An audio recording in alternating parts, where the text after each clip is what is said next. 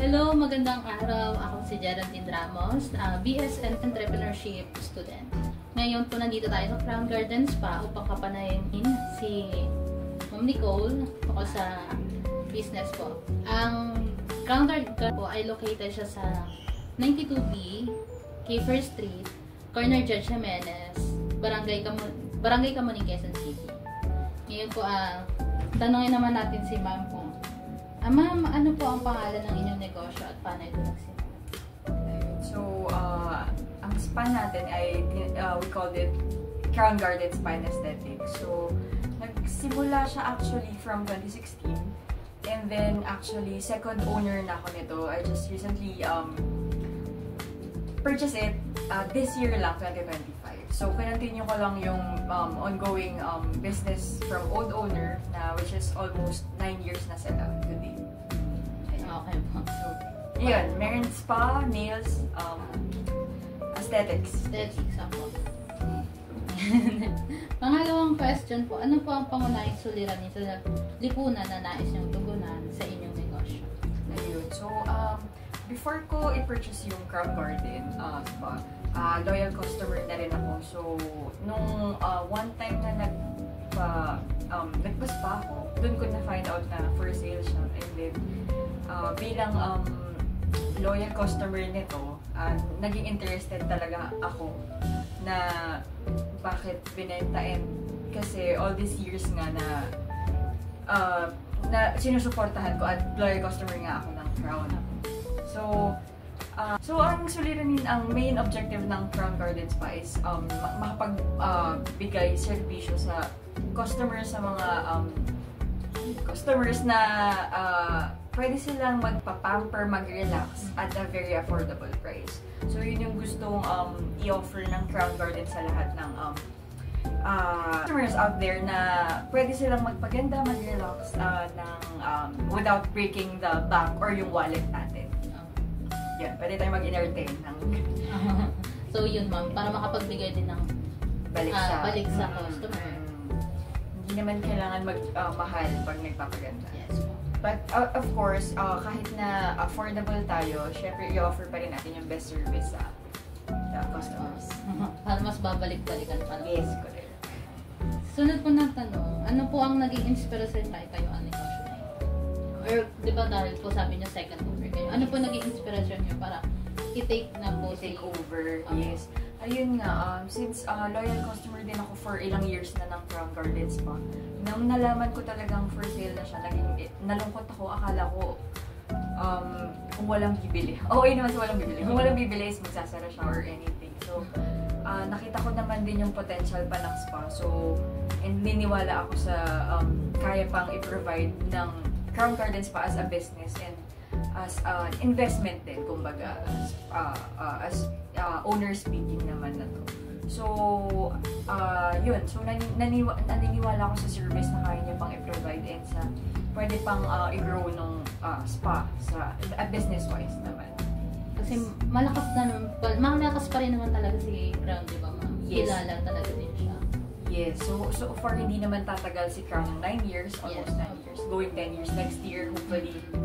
So, sana mas maging malakas pa and mas ma-improve pa namin ang services natin ngayon sa Crown Garden Spa. Yes. And then, pang-limang tanong po, paano ninyo sinisiguro na ang inyong negosyo ay sustainable at patuloy na makakatulong sa inyong target beneficiaries? Sustainability-wise is, para maging sustainable ang business, one is, syempre, you have to make sure na separate sales is king pa rin talaga. So, kung kailangan bumenta ka, and dapat, para maging sustainable, lahat ng expenses mo, mag-net ka talaga dapat positively. So, if syempre hindi naman every month or every day na nagpa-positive talaga ang business flow, ang cash flow ng isang negosyo. So, you have to make sure lang na hindi naman parang yun nga sinasabi nila, hindi araw-araw parang Pasko. Ayun. So, you have to make sure lang na i-aralin mo na kung ano, paano. Let's say, in a week, alamin mo saan yung strength or weaknesses ng business mo. Kung every weekends ka malakas, doon ka mas mag-invest, mag-hype pa, mag-market pa, para mas yung naging loss mo ng weekdays, mabawi mo siya ng weekend or kung kailan ka man malakas. So i-analyze mo lang din saan mo mas improve or mabuboost pa yung business mo. So with that, so far with almost 4 months na owner na new management na with Crown. So far naman doing well, doing good tayo. And hopefully mag-tuloy-tuloy. Sige. And then, pang-anim, anong mga hamon ang kinaharap nyo sa pagpapatakbo ng isang social enterprise at paano nyo inalampasan? So, one is, sa Crown, yun nga, yung nahirapan. So, first na hamon is yun nga, from taking over from old ownership to ngayon na sa amin. Siyempre, during naman ng transition, marami pa kaming, since first time spa owner lang din ako, marami pa akong hindi nalalaman na paano magpatakbo or mag-run ng isang spa business. So, yun yung first na naging challenges for me, which is yung parang, yung kasi may ibang businesses din kami. So, yung parang normal sa akin na sa business na, other business na, yun dito sa spa, ganito pala, ganito. So, yun, paano ko siya nalampasan is, inaral ko lang din kung paano nyo ginagawa, paano ginagawa ng old owner yung negosyo. And then, syempre, meron din naman akong may input na kung paano mas mapa-improve or kayo, kung meron din kayong mas na-recommend na improvement. So, give and take lang naman yan since kayo matagal na kayo sa spa industry and ako pumapasok pa lang. So, yun. So far, so good. Hopefully, magtuloy-tuloy.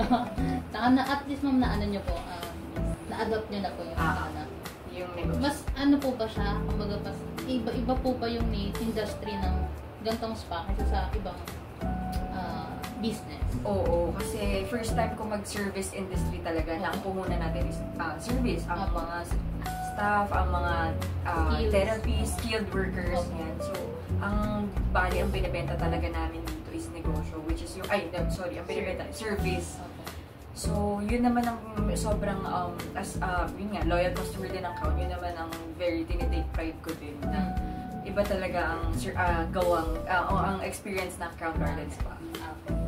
So, doon tayo nag-invest. So, very thankful sa mga technician, therapist, and sa lahat ng staff. Okay.